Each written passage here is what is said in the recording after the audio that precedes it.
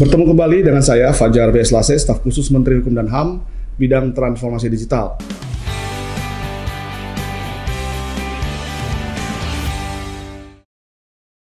Hari ini kita membahas satu topik yang sangat menarik.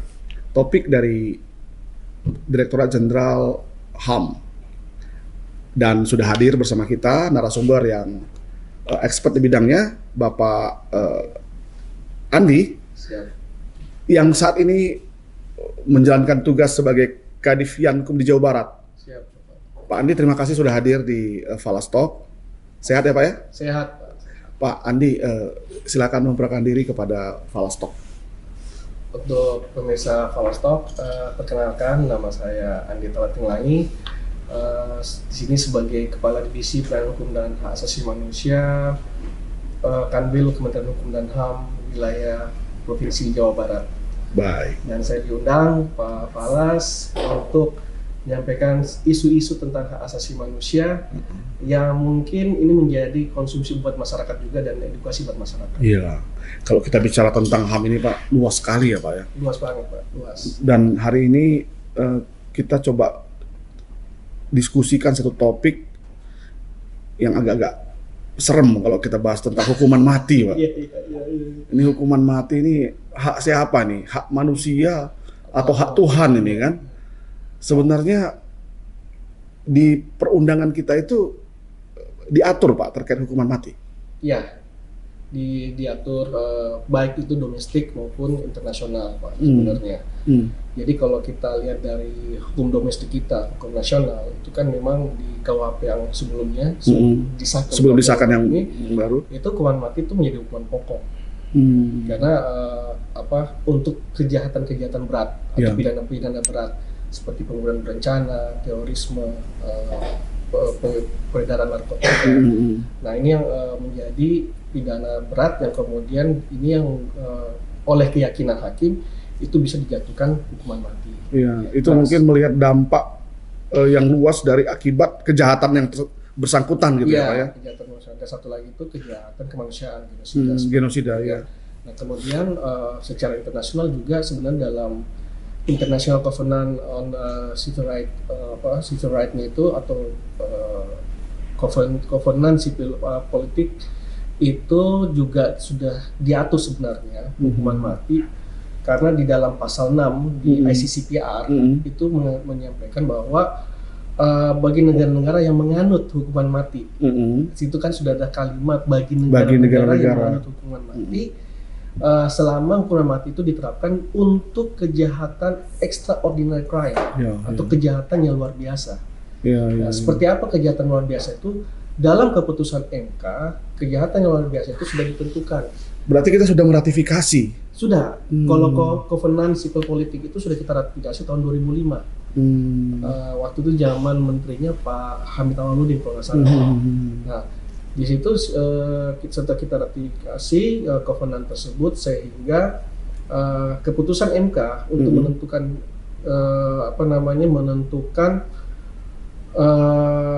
mana saja yang sifatnya extraordinary crime itu ada 4 kejahatan seperti tadi pembunuhan berencana, terorisme, kemudian narkotika sama genosida.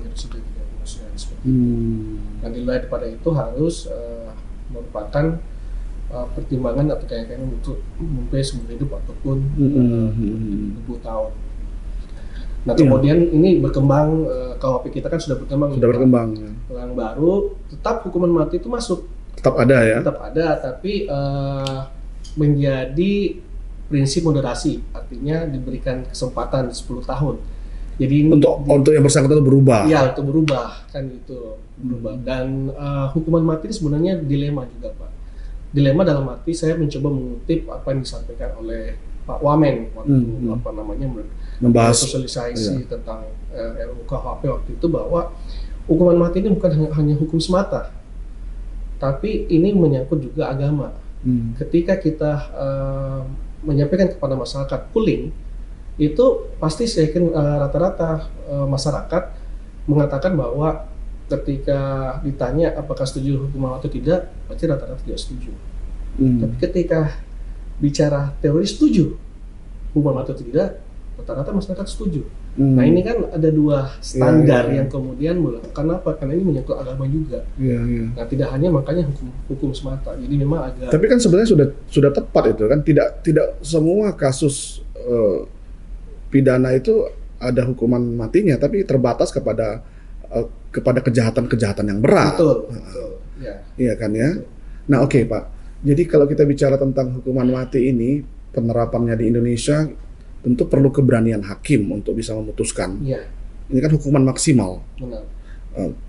Tapi kita melihat ada daftar panjang di lembaga pemasyarakatan, orang-orang yang dihukum mati, tapi vonisnya ya hukuman mati, tetapi belum dieksekusi, Pak. Iya. Ini apa ada kaitannya dengan gencarnya penggiat HAM, penggiat HAM untuk menyuarakan bahwa itu adalah ada hak ajasi yang dilanggar di sana, atau bagaimana ini Pak Andi? Ya, kembali lagi bahwa hukum itu kan memiliki suatu norma kepastian hukum. Ketika orang dijatuhkan hukuman mati atau dieksekusi itu, jadi memang setidaknya pemerintah itu ada yang memang langsung melakukan eksekusi, ada yang tidak, Pak. Iya. Pertama mungkin begini, melihat dari warga negara asing misalnya. Karena warga negara asing diberikan kesempatan untuk berkoordinasi dengan perwakilannya, ya, konsulnya atau dan sebagainya. Nah, biasanya itu rata-rata warga negara asing yang pernah saya datangi di Nusa Kambangan, Pak, itu saya lihat satu orang itu dari tahun 86 di Nusa Kambangan sampai dengan tahun 2011, saya 2011 itu belum dieksekusi mati, Pak. Dari tahun 86 kalau nggak salah. Oh, sudah cukup lama ya? Cukup lama. Terus saya tanya kenapa. Berarti dia sebenarnya 2 kali menderita, Pak. Betul. Nah itu dia, Pak. Iya. Dia sudah dihukum vonis mati, tapi belum dieksekusi. Belum dieksekusi. Jadi kalau dibilang itu pelanggarannya berganda. Negara yang kena. Oleh karena itu saya cukup miris juga melihat situasi seperti ini karena tidak diberikan suatu kepastian apakah yang bersangkutan ini dieksekusi atau tidak. Jangan sampai dia sudah menunggu sekian lama, toh dieksekusi juga. Iya.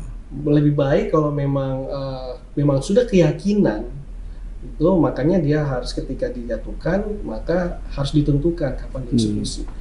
Kalau untuk keyakinan hakim. Betul. Dan jaksa yang harus mengeksekusi. Iya, pengadilan sebenarnya sudah selesai pada waktu dia melakukan vonis, Pak. Iya. Nah, bola selanjutnya kan ada di kejaksaan. Iya. Untuk melakukan eksekusi kan, atau di kepolisian. Iya. Di jaksa. Jadi di jaksa.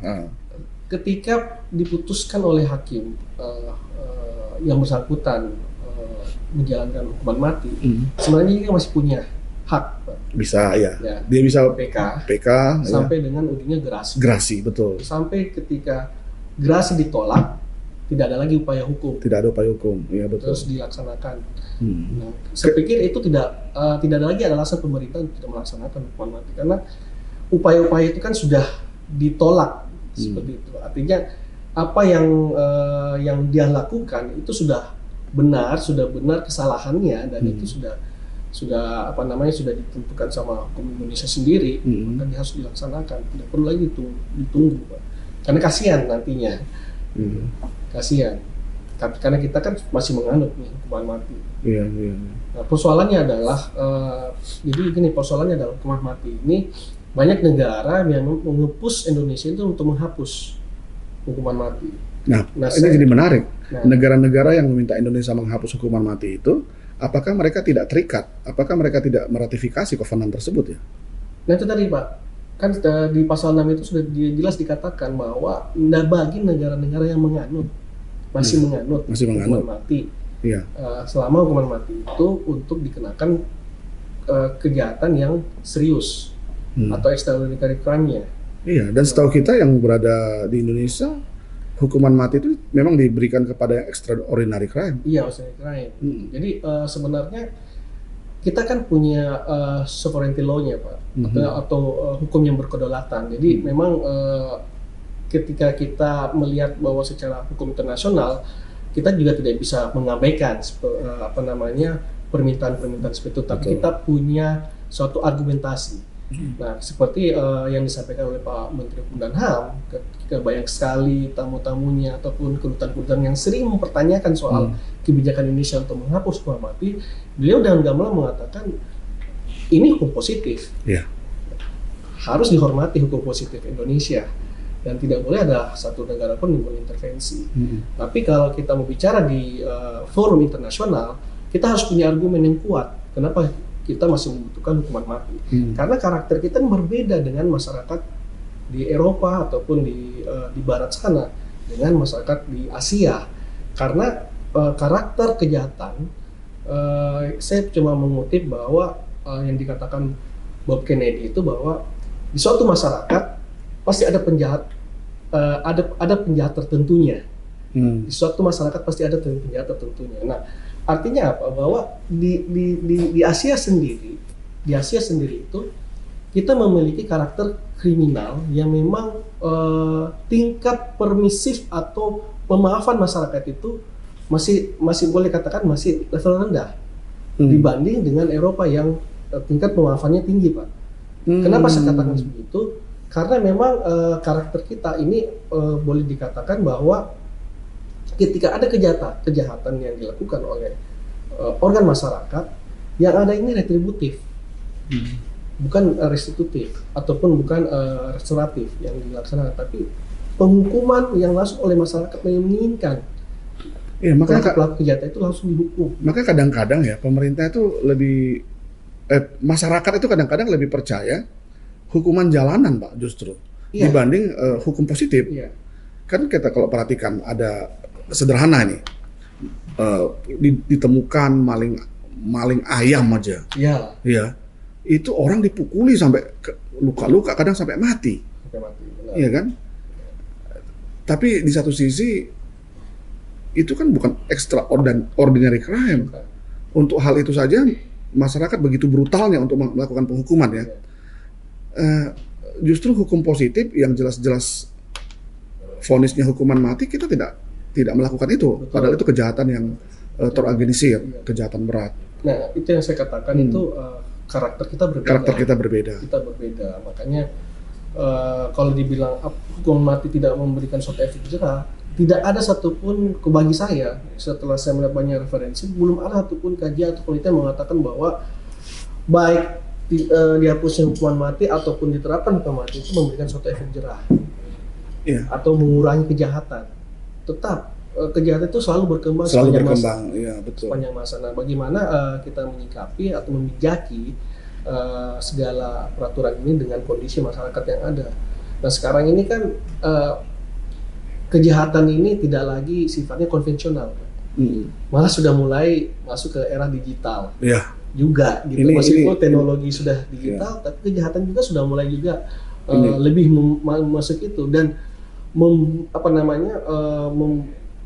membunuh orang secara massa itu juga bisa dilakukan secara digital. Kita bisa lihat di film-film Amerika karena film-film Eropa Barat ini lebih lebih visioner mereka, dan betul. itu bisa terjadi. Jadi sesuatu yang belum terjadi mereka sudah bayangkan akan seperti apa kemudian hari ya. Nah, ini yang kita harus waspadai seperti itu. Itu bagaimana? Baik. Jadi mengenai hukuman mati ini, Pak, ya memang rumit. Saya ingat bahwa Indonesia juga pernah sangat serius membela ya orang Indonesia yang dijatuhi hukuman mati, misalkan di Arab Saudi pernah ya. Di Arab Saudi, dan kita benar-benar berjuang karena warga negara Indonesia, warga negara kita di sana berhadapan dengan hukum. Jadi saya pikir fair-fair aja, negara manapun yang warga negaranya dijatuhi hukuman mati pasti akan membela. Iya kan? Tapi kan hukum di negara tersebut kita tidak bisa intervensi, Pak. Benar. Betul ya? Iya. Itu jadi informasi dari teman-teman Kemlu itu, Pak. Jadi ada 40 lebih warga negara Indonesia di luar negeri antri untuk dihukum mati. Di berbagai negara itu ya? Yang di Arab. Oh, di Arab? Iya. Wow. Jadi yang kasus kemarin itu baru 1 atau 2 yang muncul ke permukaan, tapi di belakangnya itu ada 40 lebih yang antri untuk dihukuman mati. Bisa dibayangkan berapa uang negara yang harus dikeluarkan untuk menyelamatkan mereka. Karena satu orang saya itu kemarin bayar DIM itu HP 50 M, Pak. Kalau dirupiahkan sampai 50 M. Untuk membebaskan mereka dari hukuman gantung atau pancung gitu, Pak. Nah, setelah saya tanya ternyata masih ada 40 yang menunggu hukuman mati seperti itu. Nah, saya tanya apa nih masalahnya? Gitu. Apakah mereka tidak tahu budaya yang ada di sana? Nah, tapi ini off the record, Pak, nggak bisa diceritakan di sini. Iya. Tapi memang ada sesuatu yang memang semata-mata karena perkenalan budaya di sana itu tidak dilakukan ataupun diadop oleh para TKI-nya kita. Iya, tenaga kerja kita di sana ya. Tenaga kerja kita. Jadi sehingga mereka tidak terbiasa dengan budaya yang ada di sana. Membawa budaya yang ada di Indonesia ke sana, yang kemudian ini tidak memberikan mereka suatu celah untuk bekerja dengan baik. Yang tadinya mereka datang secara legal, akhirnya karena statusnya mereka ilegal ya, karena masa tinggalnya sudah habis, visa overstay ya. Ketika sudah overstay, kemudian mereka mencari orang yang bisa membantu membuat dokumen dan sebagainya, dan bekerja di tempat-tempat mungkin bekerja dengan majikan yang baru, dan kemudian terjadi sesuatu dengan majikan baru, kemudian diketahui bahwa dia tidak memiliki palsu dan dokumen, sebagainya, baru ketahuan. Lemah dia dari sisi hukumnya. Dari sisi hukum itu lemah. Baik, Pak. Jadi kita sebenarnya sangat beruntung dengan KUHP yang baru disahkan kemarin, karena ternyata setiap orang yang divonis hukuman mati, dia diberikan kesempatan untuk bisa berkelakuan baik. Jadi vonisnya nanti bisa diubah gitu ya? Bisa diubah. Jadi bisa diubah menjadi... Itu artinya dia punya kepastian loh, Pak. Dalam arti ada kepastian yang diberikan oleh KUHP yang baru disahkan kemarin. Nah, tapi itu tidak berlaku surut ya? Kembali lagi gini, Pak. Kepastian itu sekarang bukan hanya di hakim lagi. Tapi sekarang ada di pemasyarakatan, Pak.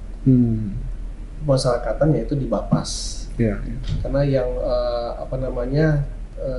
tim TPP-nya kita harus bisa memastikan perubahan perilaku terhadap orang yang dikenakan hukuman mati. Nah, pertanyaannya adalah sebenarnya ini pertanyaan kita bersama, bagaimana mengukurnya? Apa indikatornya? Ini juga saya tanyakan kepada salah satu kepala LPKA yang mengurusi tentang anak dengan hukum. Waktu kami evaluasi, saya pertanyakan seperti itu, apa indikator mengukur bahwa anak itu berubah perilaku ketika dia masuk di lembaga, keluar dari lembaga itu dia sudah berubah. Nah, ini memang sedang lagi disusun oleh Direktur Jenderal Pemasyarakatan, sehingga saya bilang ini bagus untuk orang dewasa, tidak hanya anak-anak. Nah, untuk mengukur bagaimana perubahan perilaku orang itu harus ada catatan. Nah, ini harus diikuti, bayangkan 10 tahun loh. Karena perubahan perubahan perilaku orang itu kan banyak banyak variabelnya. Banyak variabel, dan ini jangan sampai ada manipulatif yang terjadi. Pokoknya dia hanya berpura-pura berubah, tiba-tiba ternyata dia memiliki dendam ketika dia keluar lagi dan sebagainya. Baik. Jadi oke, Pak, kalau seandainya kita bicara lebih dalam ya dari sisi HAM, Pak. Di Direktorat Jenderal Hak Asasi Manusia. Hukuman mati ini melanggar HAM atau beradaptasi dengan HAM? Jadi gini, kalau kita bicara hak asasi manusia, Pak, hak asasi manusia itu kan ada teorinya. Selain universal, dia juga bicara positivisme. Artinya HAM itu berlaku selama ada hukumnya. Nah, kan kita asas legalitas. Jadi kalau kita bicara hak asasi manusia, dia dibatasi sama peraturan perundang-undangan. Jadi ibaratnya bahwa ketika undang-undang itu masih mengatur, maka HAM juga harus memberikan haknya. Misalnya orang ini dihukum mati, tapi dia diberikan hak. Ya. Hak itu apa? Upayanya. Upayanya, iya. Ya kan? Bisa PK, bisa gerasi, amnesti dan sebagainya. Iya. Itulah hak asasi manusia. Namun kadang-kadang orang berpikir hak asasi manusia enggak. Itu hak asasi manusia itu harus itu yang boleh mencabut nyawa itu Tuhan gitu. Betul. Tapi kan kita dalam memang harus apple to apple sih ya. Iya. Orang itu dihukumkan karena perbuatannya. Karena perbuatannya. Dalam perbuatannya itu mungkin sudah banyak orang yang meninggal juga, sudah banyak orang yang mati. Maka ada ajas keadilan yang diterapkan pada waktu vonis tersebut. Tetapi bukan berarti vonis itu melanggar hak-hak dia. Karena ada kesempatannya untuk bisa itu yang disebut dengan pemenuhan hak asasi manusia. Jadi sepanjang itu diterapkan berarti tidak melanggar HAM ya Pak ya? Melanggar HAM. Jadi maksudnya saya bukan berarti ketika dia dihukum mati harus dibebaskan hukuman mati. Karena hidupnya dan sebagainya bukan. Yang penting upaya-upaya hukum diberikan kepada dia. bukan hak asasi manusia yang seperti itu yang dimaksudkan. Karena banyak sekali dipelintir seperti itu, Pak. Ya maklumlah terlalu banyak sarjana-sarjana HAM yang datang dari luar yang kemudian masuk ke Indonesia dengan berbagai perspektif. Iya. Nah, memang sebenarnya begini Pak, kita tahu bahwa Indonesia masih menganut hukuman mati. Di Eropa, di Amerika memang sekarang hampir semua tidak menerapkan hukuman mati. Amerika masih Pak. Amerika masih ya? Masih, Amerika. Eropa mungkin sudah banyak. Tetapi gini Pak, di negara-negara tersebut hukumannya maksimal Pak, sehingga ada efek jera. Iya. Kalau Indonesia ini tidak jadi rancu, efek jerahnya tidak ada karena hukumannya tidak maksimal. Ya, bisa saja orang yang melakukan hukuman yang dianggap masyarakat kejahatan yang dianggap masyarakat itu berdampak luas, tetapi vonisnya vonis yang sangat rendah. Sangat rendah. Gitu ya Pak ya. Iya. Nah, saya pikir Indonesia perlu mencontoh bagaimana, bukan mencontoh, jurisprudensi saya pikir ya. Iya. Jurisprudensi terhadap vonis, supaya vonis itu tidak tidak ada perbedaan. Jadi menerapkan vonis maksimal mungkin Pak ya untuk kejahatan-kejahatan yang lebih berat.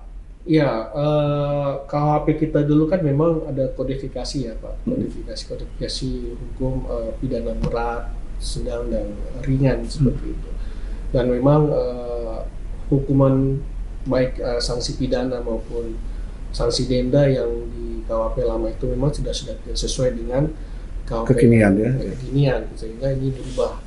Nah saya pikir dengan KUHP baru ini Pak itu sudah memenuhi kebutuhan kekinian kita, hukuman maksimal, minimal dan sebagainya, hukuman pokok, alternatif dan sebagainya itu sudah mencakupi semua. Tapi memang arah kita sekarang kan tidak semata-mata retributif Pak. Tapi bagaimana hukuman kita, hukuman yang ada di KUHP ini, bagaimana membawa suatu perubahan paradigma hukum kita. Dari retributif menjadi restoratif. Artinya apa? Tidak hanya orang itu yang kemudian dijeral, orang itu yang kemudian harus menjalankan, tapi juga bagaimana pemulihan di masyarakat terhadap apa yang menjadi dampak yang dilakukan orang-orang tersebut. Nah ini yang kemudian ini kita mau bawa ke sana.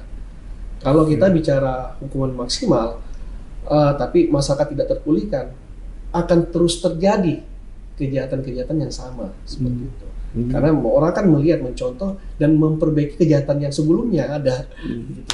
Nah ini yang harusnya perubahan ini yang juga semata-mata tidak hanya dari sisi diri orang atau hukum kita itu sendiri, tapi juga bagaimana masyarakat bisa teredukasi. Ya sekarang ini aja sederhana nih Pak. Iya. Contoh bandar-bandar besar, sekarang paling takut kalau dia dipindah ke Nusa Kambangan. Itu ada efek jerah sebenarnya Pak. Iya. Jadi dari berbagai lapas-lapas itu kalau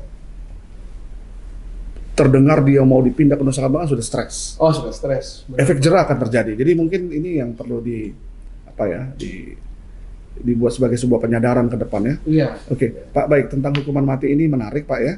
Tentu kita berharap penerapannya juga bisa ada kepastian. Pasti. Apa harapan Bapak terkait hukuman mati ini, baik terutama kepada penegak hukum kali ya, kepada hakim ya dalam memutuskan. Iya. Jadi pertama harapan saya adalah karena ini dengan semangat baru, KUHP baru, artinya bagaimana aparat penegak hukum dalam menjatuhkan suatu keputusan benar-benar memuat nilai-nilai hukum itu sendiri, kemanfaatan, keadilan, kepastian, dan perlindungan. Perlindungan kepada siapa? Ya tentunya masyarakat.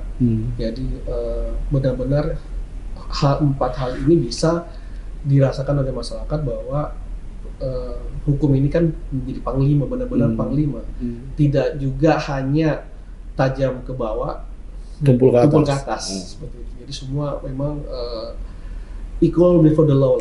Semua sama di mata hukum ya. Mata hukum seperti itu. Itu harapan kita, dan kita juga pemerintah tentunya menciptakan hukum ini memang benar-benar memberikan kemanfaatan untuk masyarakat. Dan selama ini pemerintah sudah sangat konsisten ya terhadap siapapun yang divonis, apapun vonisnya, upaya-upaya hukum memberikan keleluasan kepada orang untuk bisa mengambilnya lah, ya. Siapa tahu dia bisa mendapatkan keringanan hukuman. Iya. Baik, Pak Andi, terima kasih nih, bincang-bincang terkait hukuman mati ini menarik sekali Pak. Ya, kiranya bisa menjadi gambaran buat kita ya, masyarakat, untuk mawas diri supaya tidak melakukan kejahatan. Bukan hanya kejahatan extraordinary crime, tapi kejahatan apapun. Kejahatan apapun jangan ya. Mari kita bekerja dengan jujur ya, supaya kita bisa tidak terpikir berbuat kejahatan. Terima kasih Pak Andi sudah hadir di Falastalk dalam membahas sesi tentang hukuman mati. Falastalk, jangan lupa like, subscribe, follow, dan berikan komentar positif untuk mendapatkan kesempatan pertama mendapatkan film-film, kanal-kanal terkait berbagai hal. Sampai jumpa di Falastalk sesi selanjutnya.